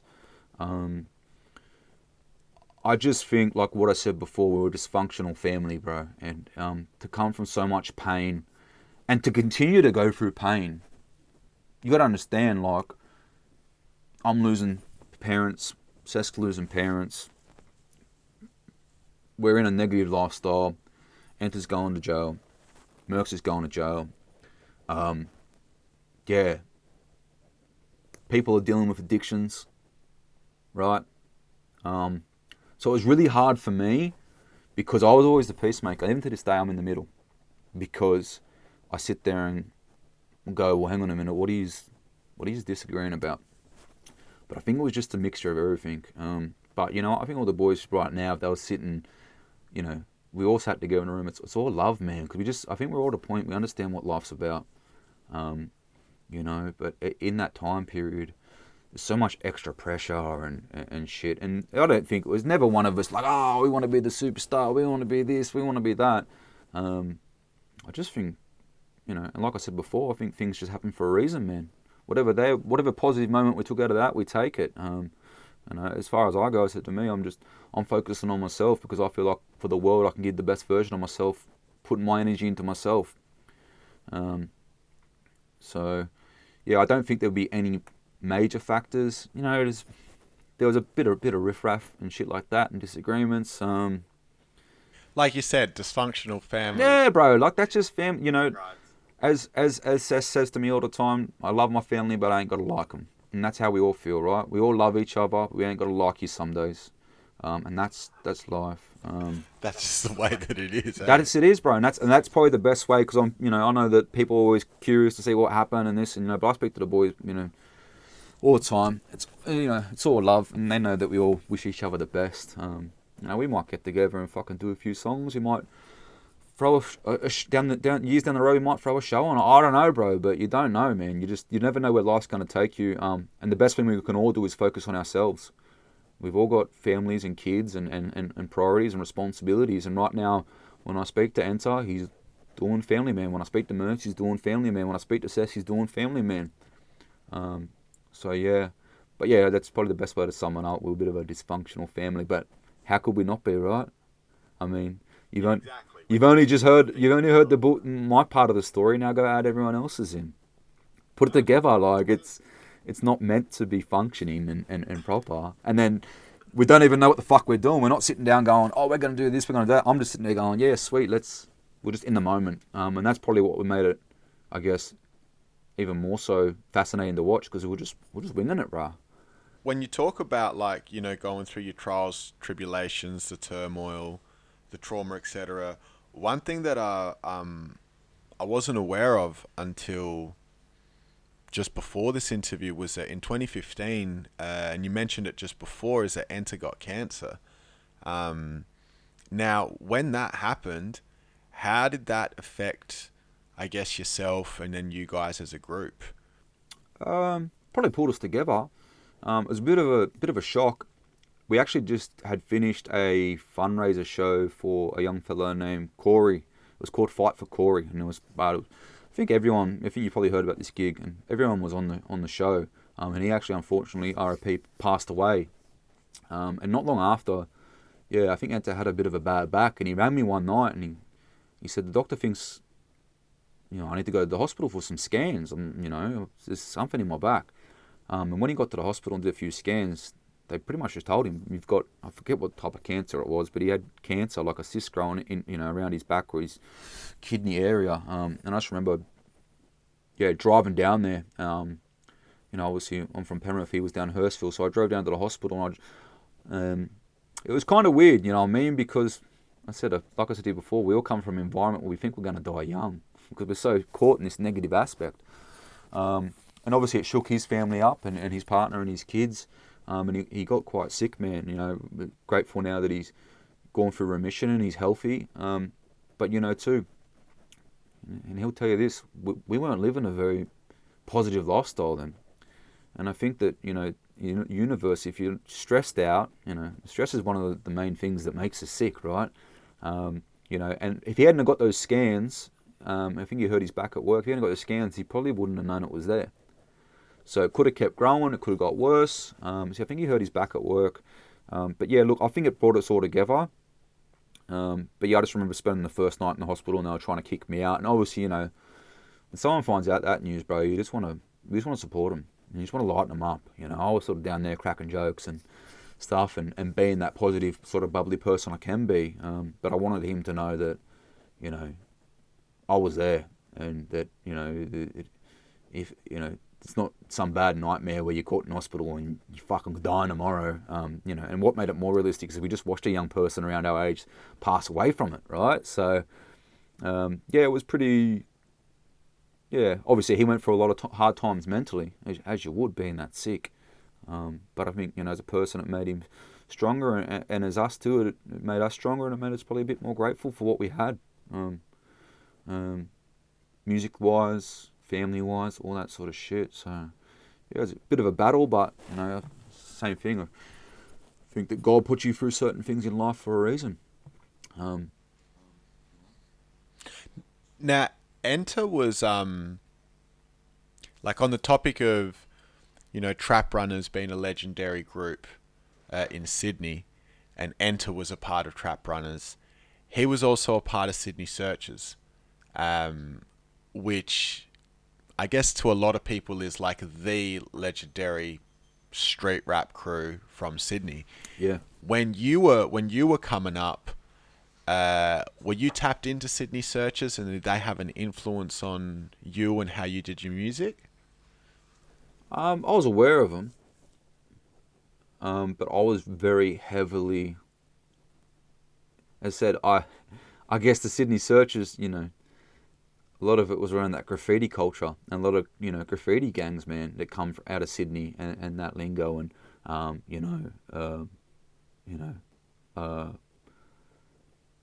the polo culture, the get up and where they were. I was sort of probably, musically, I was probably more directed towards America, right? Because hustling, and earning. There was no one. Don't get me wrong. I'm sure Sydney searchers were talking about earning, but they were talking about earning in a different way, in a different manner. Whether it's B&Es, whether it's fucking ram raids, all that sort of shit. A different part of the environment that we come from. Because you got to understand, I think people get it confused that people think, oh, street dudes, they all do the same thing. Nah, like there's so many different, for me, I always identified as I'm not a gangster or a shooter or nothing like that. I'm an earner, I'm a hustler. And those guys are probably talking about the different culture of graffiti, but Sky and Skis and Enter, man, they were like, we put Skis on some shows to DJ for us. Like, they were really in tune with hip hop culture, man. So look, I was aware of their music. I probably, even to this day, I gravitate towards what I know, and that I come up on that G Unit era, and a lot of lyricists in America. But yeah, I was definitely aware, and there's some old tracks that you think, this is dope, man. This is really raw and uncut. But yeah, obviously in Sydney and in Australia around that time, they were like, I guess, one of the first to really show that raw, create what gutter rap was, or what we label gutter rap as. And there's a few other people around that were making similar sounds and shit like that. But I think that they were just so raw and rugged, and obviously trying to do it themselves as well. And are they the group that stamped the term gutter rap? Look, I would say they were one of.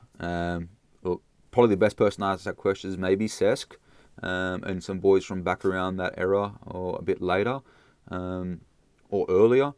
See, yeah, I think it's become a whole, because, I think the Americans use the word "I'm from the gutter" as well in the South, right? So like everything, and we use the word trap, and that, everything stems from hip hop culture from overseas.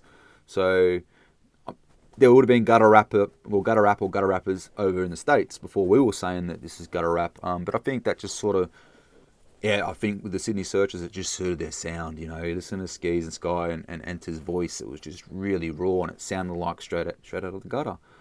So I would, they would have been one of the first to probably stamp that sort of sound. But yeah, you probably have to ask Sesk or Enter or Skis, and I'm sure there was some people before them around that were using that term. And another legend of the rap game from Sydney is Forte.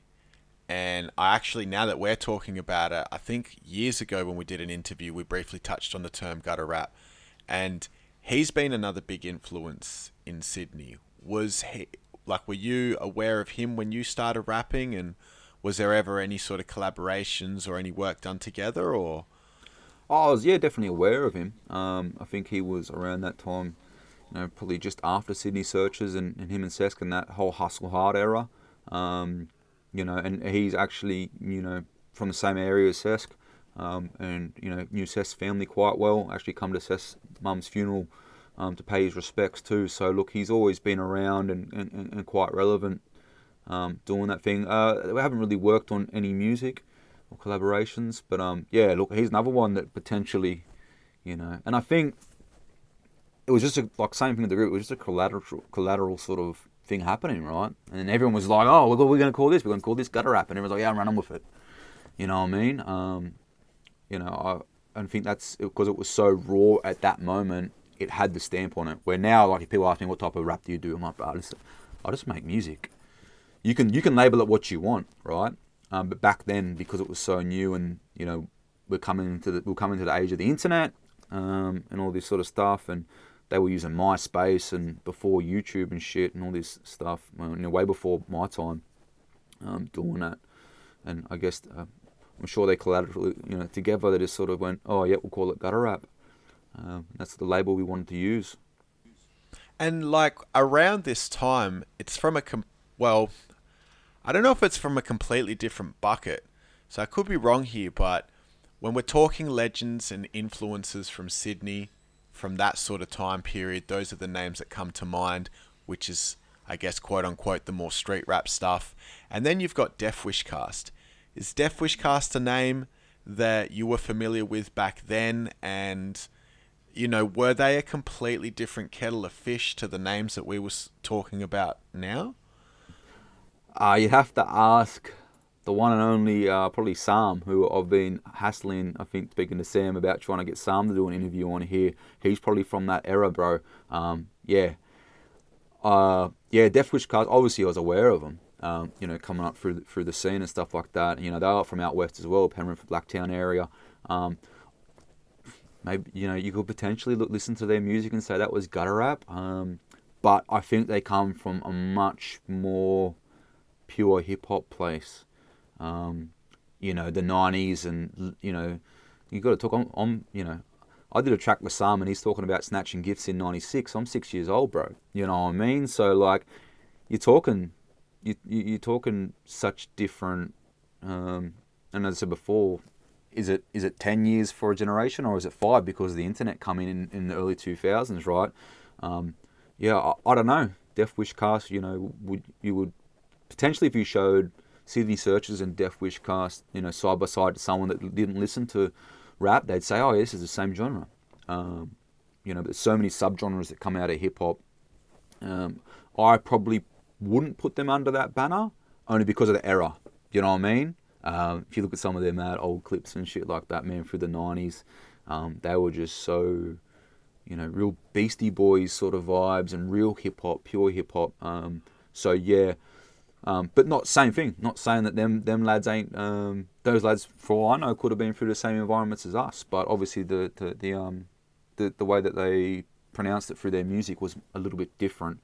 And yeah, I guess the last thing I want to do is, I've got a bit of a rundown in dot point of your resume, some of your highlights of your musical career so far.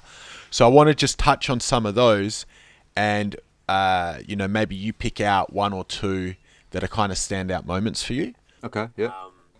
So, you know, we talked about how around 2013 is when 2012, 13 is when you met Sesk, and I think, you know, shortly after through Sesk, that's when you met Enter. That's how you got into the whole Trap Runners thing.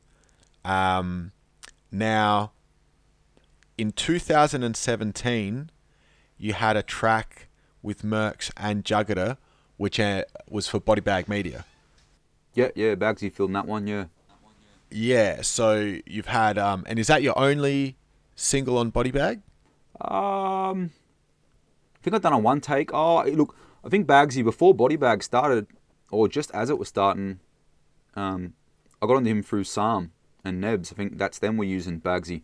And I actually went up there, and I think he filmed one of my tracks called Keeping Up, and I did a one take for him once as well. But yeah, I think that was probably the main. I think we got Bagsy to do that clip for Catch 'Em Running. And then you've got a song with Enter, which was like the classic, Welcome to Hurstville. And that was from his first album. Yeah, that was from his debut album, yeah, Southside Story. Which is the one that you mix and mastered as well? I've done probably post-production mixing. Majority of the mixing and recording was done by his producer, Mason, who produced all the tracks.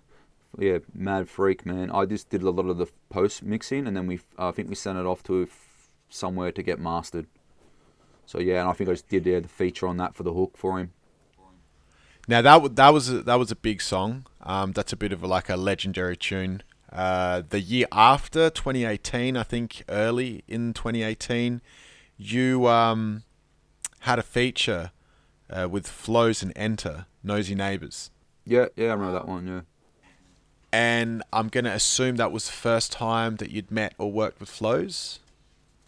Yeah, it was the first time that we'd done a track together. Yeah, I think we were talking a little bit through, you know, social media and stuff before then. But I think that him and Enter were probably making music and kicking off back then. So like, yeah, they sort of hit me up and said they wanted a verse, so I jumped on that one as well.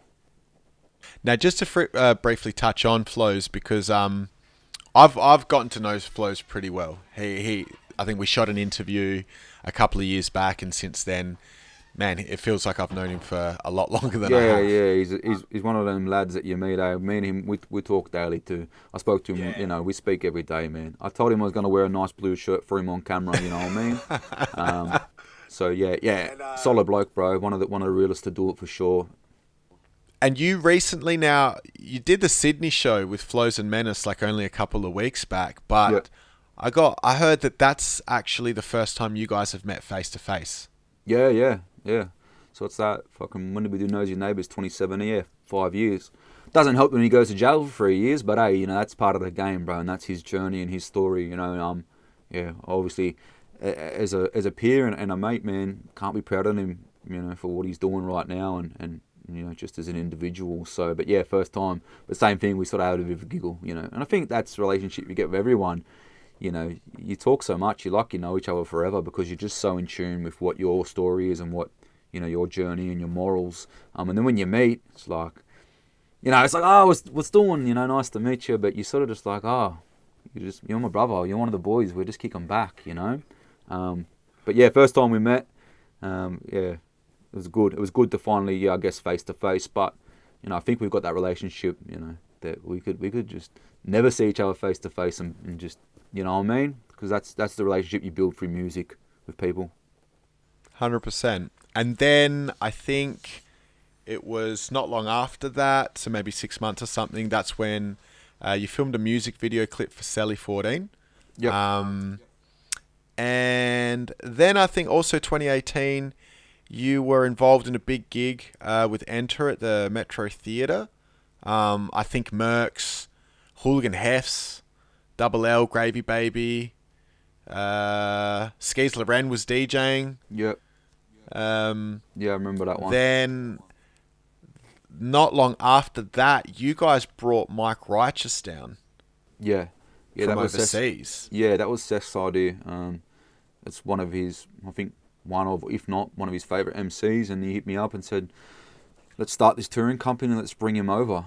Yeah, we brought Mike Righteous over, which is another one of those things with the boys, like, you know, just one of those weeks, man, like, or for me, it was a couple of days, you know, like, I'm pretty much tour manager, and I'm, you know, if you can drag 10 rappers around the country, bro, you can do anything, let me just tell you that. So, yeah. And I just, this is what I wanted to ask you because, you know, I put on events of all sorts, including live hip hop concerts, and, you know, the people aren't to know how difficult it is to put on a show.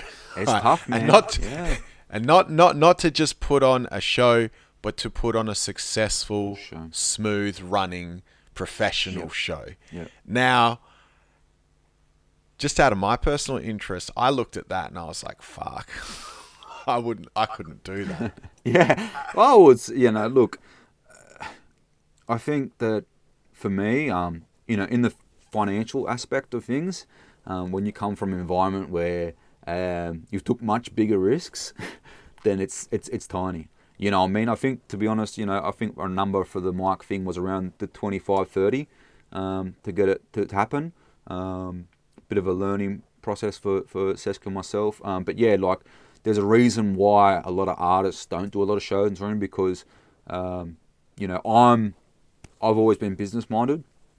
I've always obviously had some skills and assets that, you know, allows me to understand how to make a business run smoothly and how to make, you know, events. I mean, not saying that I haven't learned through putting shows on, but you've got to sort of lead the way, and you've got to say, this is what I need, this is what I need it.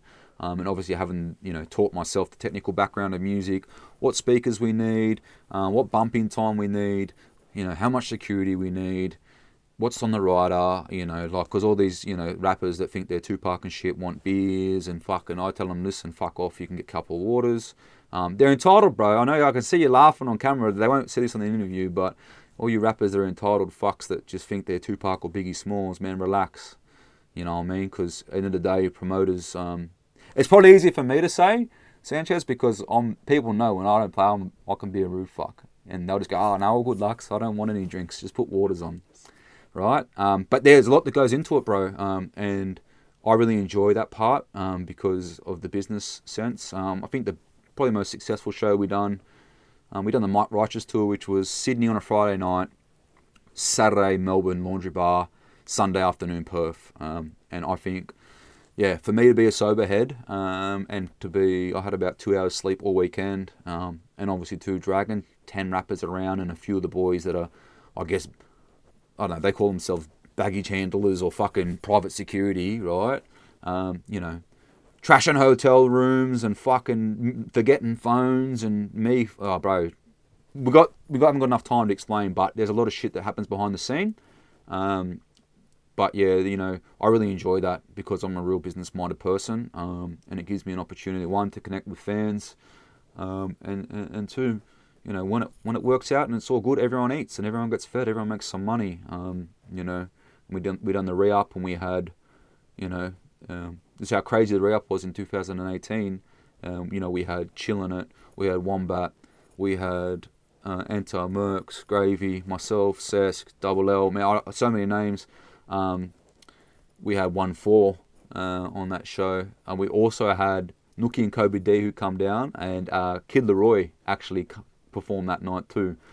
So to see people like Kid Leroy and ONEFOUR to come through my stage and look up to me and say, bro, I love your music and shit like that, and then jump on stage to go worldwide and stuff.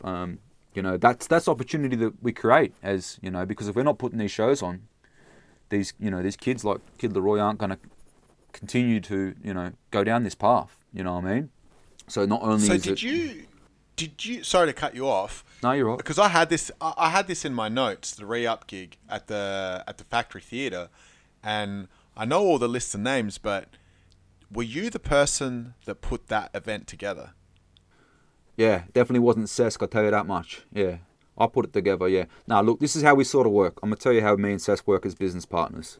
I say to Sesk, okay, listen, you're a fucking entitled rapper. You deal with all the princesses, right? Ask them what they want. Let me do the business side of shit. And which works well because it sort of lets him tell everyone, hey, listen, I want you on a show, connect with the artist, and he enjoys that. And I do more of the technical side of things of how much fallback speakers we need, the email in and stuff like that. And, obviously he jumps in and chips in, but, he'll tell you straight out, Lux. Any questions, ask Lux. Lux knows what's going on. But, yeah, we put that on. And we're planning to put some big shows on next year and the next few years. But, yeah, it's definitely a learning curve moving forward. That's crazy, man. Because, yeah, I thought you performed on that show. I wasn't aware that you were the person that put that together. As in now I'm, really reading all the names over again. I'm like, fuck, I gotta ask you, how was it? And I guess you kind of half answered it. How was it managing all those egos? Yeah, look, on the one bill. As much as I joke around and put shit on myself and all us rappers that we can be a bit entitled at times, all them lads, bro, on the show and any boys that I have done business with, man, it's nothing but love. Do you know what I mean? And out of like I said before, I'm a mirror. I treat people how they treat me. And all them boys, man, from every single act on that thing, they come for that show and they perform that show out of the love for hip-hop, but also love and respect they show me and Sesk and whoever's involved in it. Because we show them love. And, everyone knows their position, bro.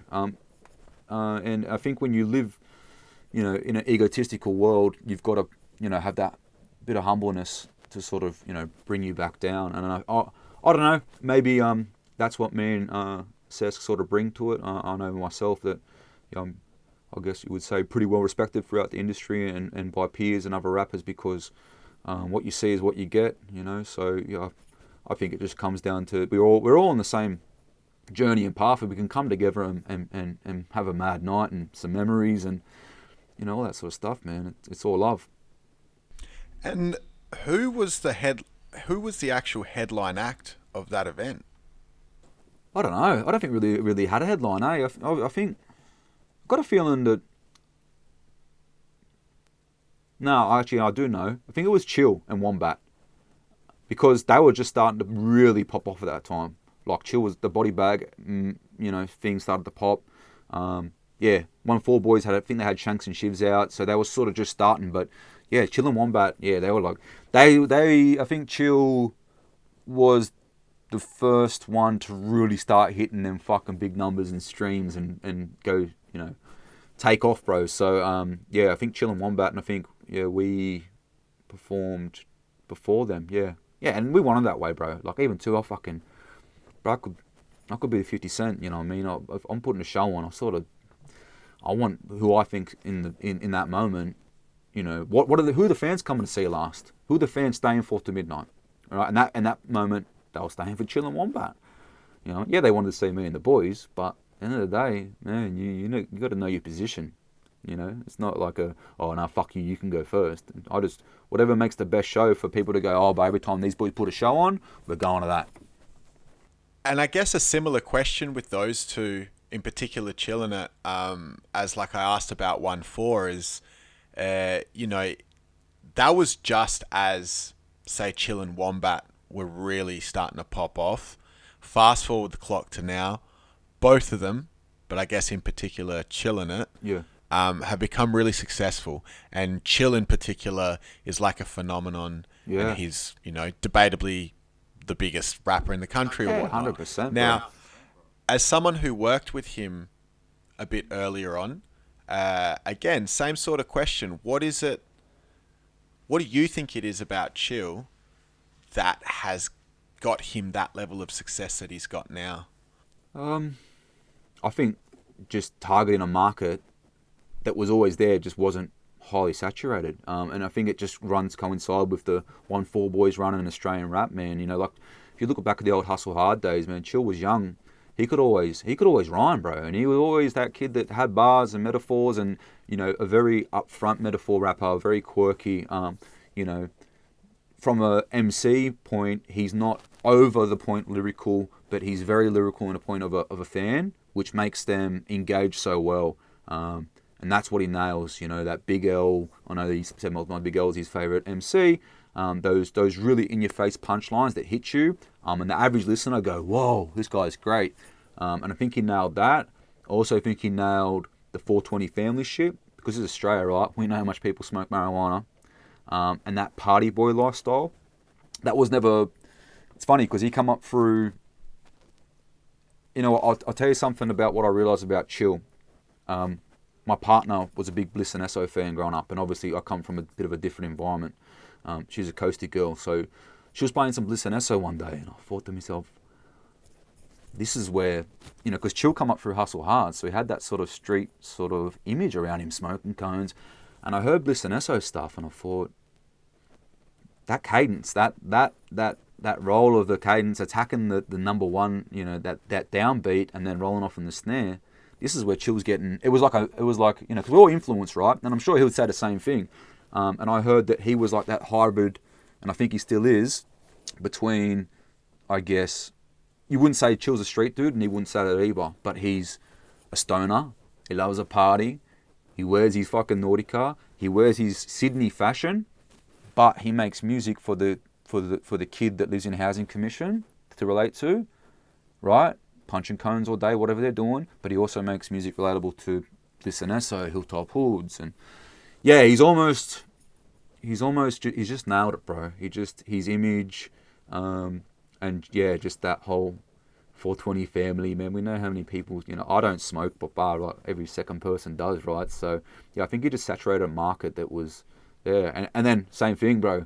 Great timing, but you know, no doubtly talent and hard work. You know, you can't take it away from any of these boys that are where they're at. They're being consistent, you know, and their talent shows. So yeah, I'd say the same thing. Bit of timing, the way he markets himself, you know, what his persona is and who he identifies as, you know, so relatable to kids out there or even adults. You know, like people say to me, "I'll make this record, bro. I don't smoke, I don't drink, I don't party. I'm in bed before 8 o'clock. I'm making music for the bloke that's getting up at 4 p.m. to go to the gym." Do you know what I mean?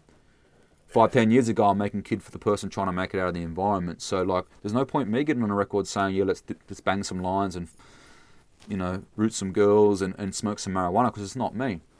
I wouldn't be true to myself. But, yeah, like, obviously we know Chill, and, yeah, but, you know, he, I think he nailed it. But, yeah, another one of those dudes, man, like, just, yeah, same thing. When he come down that show, nothing but love, bro, for us. Because we show it back. You know what I mean? It's another one of those dudes. I could bump into out here tomorrow, and he'd treat me the same way. There's no, you know, there's no ego of like that. So, and I think that's what life's about, right? Having these relationships with people that stay the same, and that shows you who are pure, you know, and who's not. Yeah, man. Shout outs to Chill. And I guess fast forwarding the clock to now, you know, you got the new mixtape. Yep. You got a few songs off that you've got clips for on YouTube. Yep.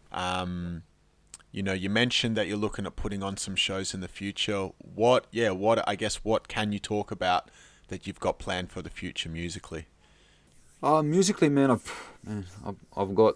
probably got 50 to 100 joints sitting on my computer. You know what I mean? And I've got some records there. You know, Seski's always at me about releasing music, but for me, I'm very pedantic about how things happen. And I believe that, you know, time, you know, is really irrelevant when it comes to making music. I've got records that I wrote 5-6 years ago, bro. I'm telling you, I'll drop tomorrow, and it's album quality. It's a classic. And I think the best music's timeless for me. So yeah, I've got a shit ton of material. I've probably got another 2-3 tapes ready to go that are probably, you know, in fully written. They just need the recording process. I'm gonna continue to drop visuals off the Revival mixtape, which I just dropped, because, like I said to a few people before, I find that these days we hear with our eyes. We have to visually represent, right? Which is painful for me as an MC, because I'm so old school, and I want to paint pictures in your head. You know what I mean? I want to paint the thing for you, but it's backwards. So we do that, but I also love that cinematography sort of vibe and creating art visually as well. So heaps more clips, a heap of music, and really just more focused on my own music, man, and my own growth and other avenues. And as for the shows, I mean, anything can happen.